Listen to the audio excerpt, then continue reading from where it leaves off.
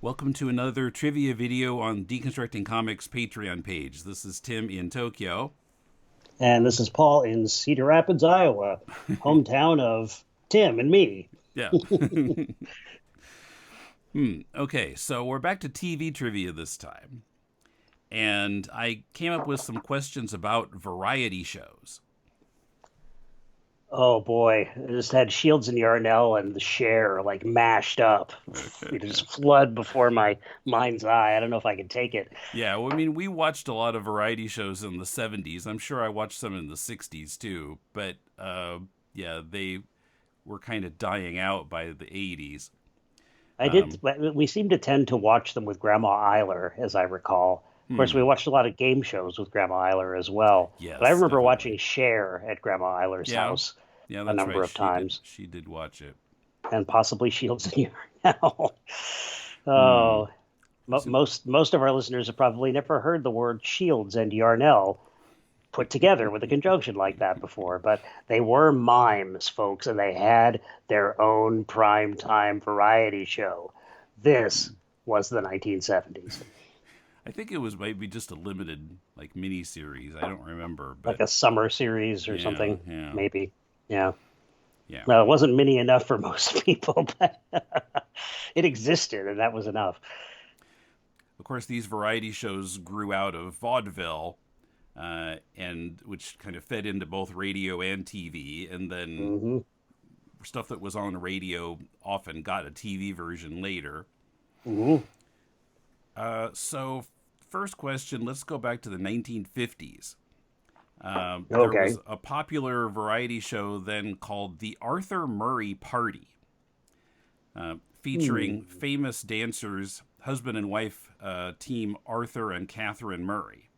Interesting that it wasn't called the Arthur and Catherine Murray Party. It was just That's what it was. strange. Wikipedia says it was, quote, basically one long advertisement for their chain of dance studios. Oh. Hmm. I thought you were going to say Chesterfield cigarettes. Probably that too. Could be. Which of the following is notable about the Arthur Murray Party?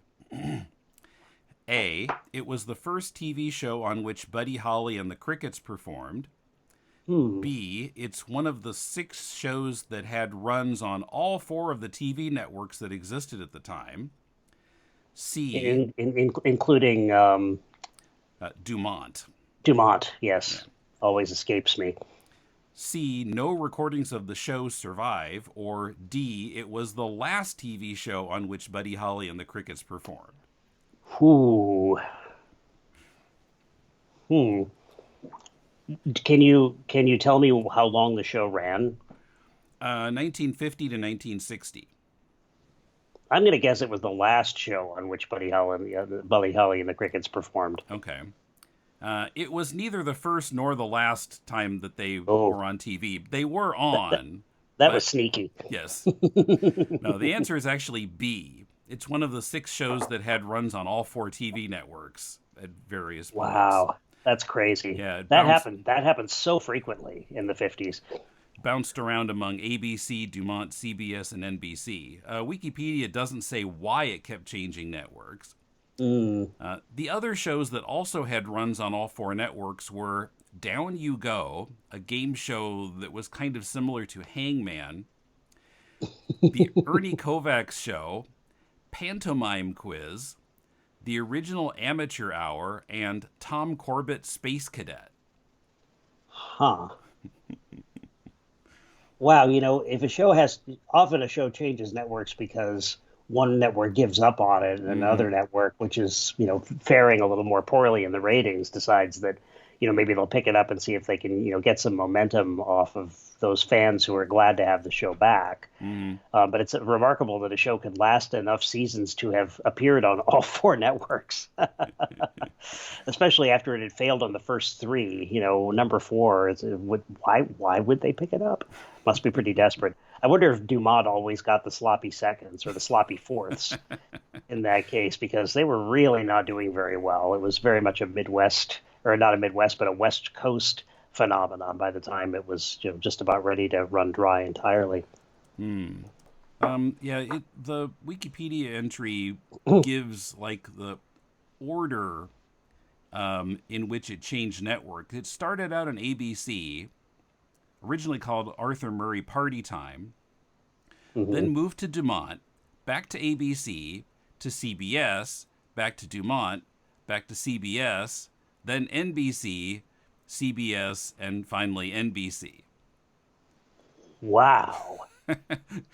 So it was on all four of them at multiple points. Cheapers. So, well, here's another hypothesis. It could be that the sponsors who, contract to the networks rather than their contract to the talent agencies that would then effectively rent these shows to the networks, Hmm.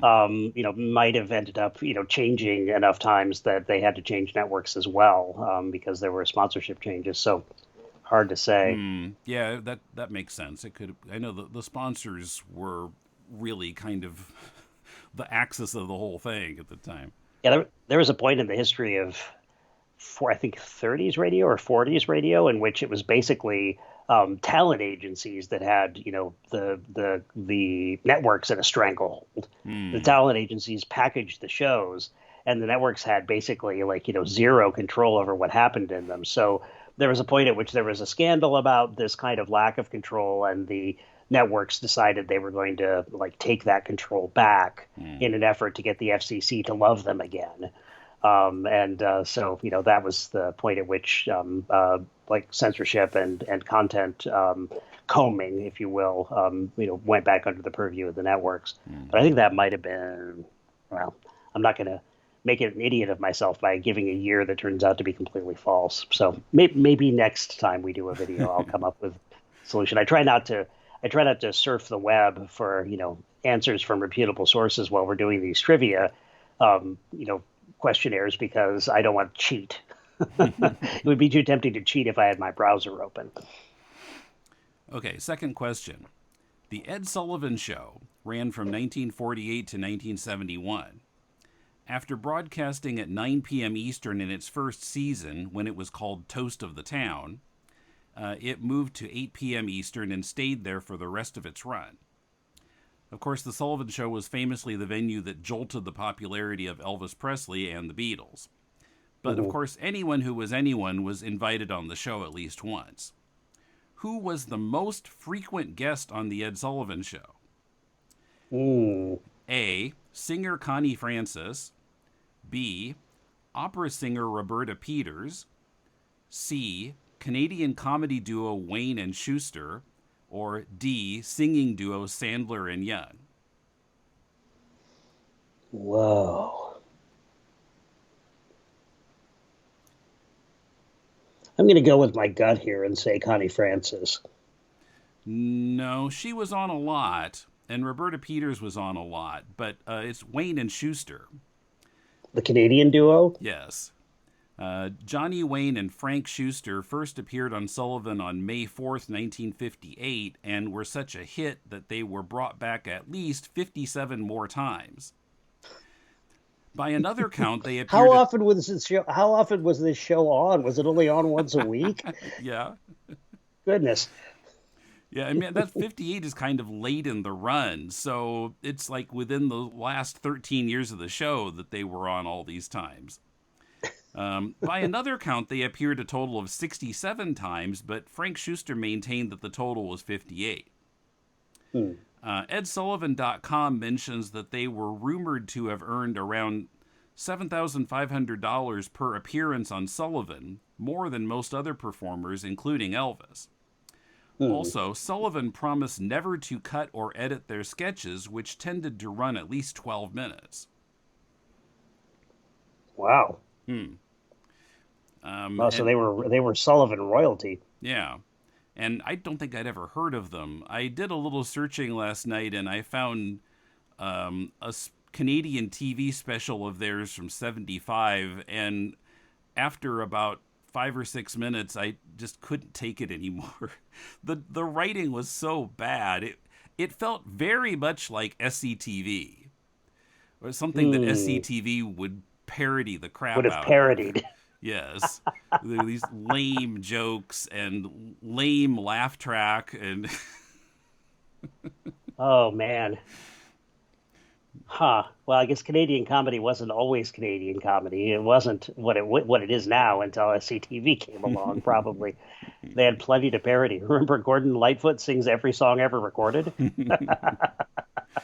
Happy birthday to you. And by the way, I put Sandler and Young in that question just as an SCTV reference. They did appear on Sullivan. They were on the last episode. And I don't know how many Okay. other times they were on, but they weren't in the top 10 of Sullivan guests as far as frequency. Okay. I'm 0 for 2 so far. Let's see if I can go 0 for 5. All right. Not too hard. Yeah, got a high bar set here. Question 3. The Smothers Brothers Comedy Hour ran from 1967 to 69 on CBS. It was a huge hit, but was canceled by the network due to repeated conflicts with network executives over content, since the show was constantly pushing the limits of what could be done in TV satire. A number of the show's writers went on to their own huge successes. Which of the following did not write for the Smothers Brothers Comedy Hour? Mm. A. Don Novello, better known as Father Guido Sarducci. B. Steve Martin. C. Rob Reiner. Or D. Richard Pryor.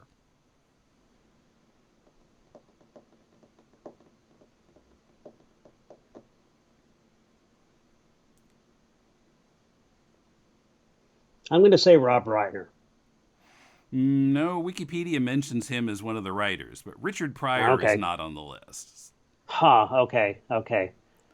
Yeah, he got started as a writer, as did Steve Martin. As of course, Steve Martin got started as a magician at a Disney shop in Disneyland. But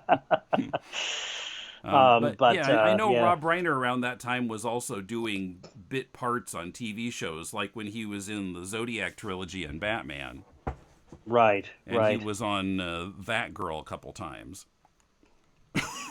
Yeah, well, having a father like Carl in Hollywood with multiple hit shows and having appeared on your show of shows for such a long time himself, as he was not only a writer but was also one of the featured cast. Mm-hmm. I'm sure Rob Reiner had plenty of opportunities, but yeah, and Don Novello I knew had been around as a writer for a long time, but that's interesting. It's interesting. Okay, number 4. Variety shows continued to be popular in the 70s. Many hosts had additional performers who were on regularly or semi-regularly. Match the show with the supporting player. So I'll list 4 shows and then 4 people. Okay, shows. 1, Donnie and Marie. 2, The Flip Wilson Show. 3, The Rich Little Show. And 4, The Julie Andrews Hour. Okay? Okay, Now, here are the people. so this is basically questions 5, 6, 7, and 8. You could say Curse you you! could put it that way. Okay. Why you little People. Charlotte Rae. Rich Little Show? Yes. Okay. I figured you'd get that. Cross that one off. Yep. Okay. Paul Lynde. Okay. And what are the 3 shows that are left? So Donnie and Marie. Donnie Marie, Flip Wilson, and Julie Andrews. Okay. Rich Little and Tim Conway. Oh boy.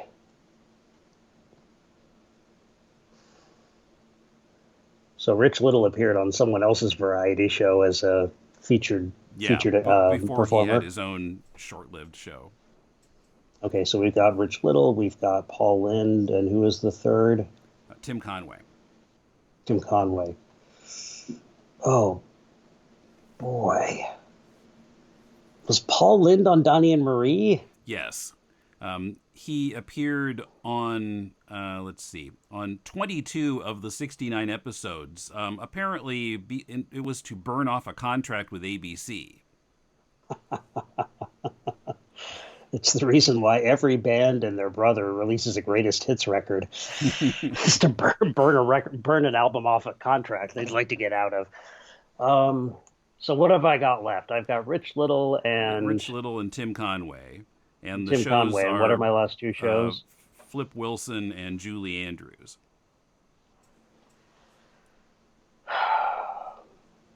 Tim Conway and Julie Andrews.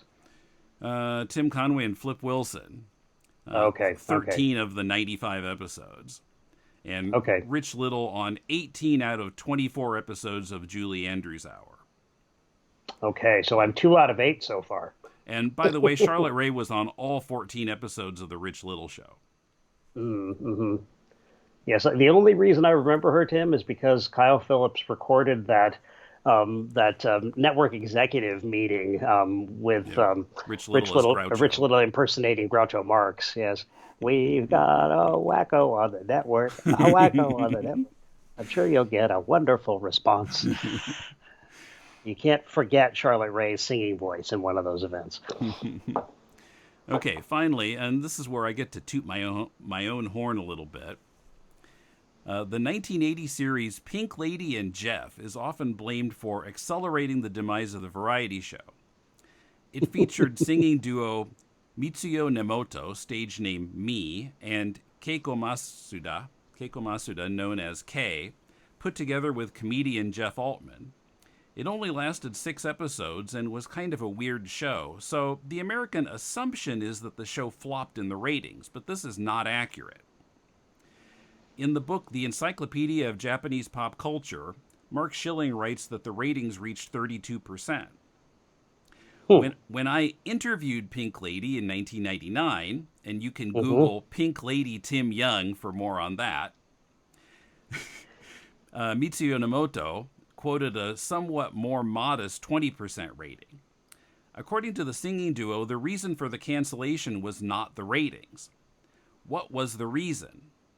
A. Homesickness for Japan. B. The duo refused to sing in English anymore as the producers insisted they should. C. The duo didn't like co-host Jeff Altman. Or D. The show was too expensive to make. Too expensive? No. Okay, give me a second guess. Right. They were homesick. Yeah, Kay was homesick, particularly. Okay. Yeah, what I learned in my interview was that they had contracted for 6 episodes, and NBC asked to increase it to 10, but Kay was homesick, so they turned down the contract extension. And what kind of career did they enjoy after that, back in Japan? Well, this was 1980. This was getting near the end. They quit in 1981. Okay. Their like peak time was more like 77 or so. Okay, so this wasn't like a career ender or anything. No, for them. No, I don't know if the show was even available in Japan. I don't know how aware Japanese people were of the show at all, but irony of ironies. But yeah, just because it was kind of weird and it was such a short run, a lot of Americans assume that it didn't do well in the ratings. I mean, if you look around on the web, you find article after article of people blaming it for the demise of the variety show, based on circumstantial evidence. Right. They just assumed that it must have tanked because its ratings were in the trash can, and I thought so for many years as well. Until your interview changed my reality, warped my mind. Okay, so that's TV trivia, our 19th TV trivia video. Boy, that was the suckiest suck that ever sucked a suck when it comes to my performance.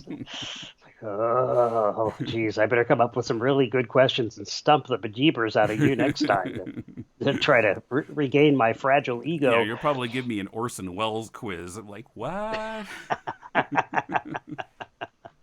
Well, of course, what I know War of about the the Ed Worlds. Sullivan Show is, yeah, what I know about the Ed Sullivan Show is not a lot. I don't think I've ever seen more than 10 minutes of it, and it was either a Beatles performance or an Elvis performance, if not both. Mm-hmm. Okay, well, that's it for this time, and thanks for watching. Hope you did better on the quiz than I did, folks. See you later.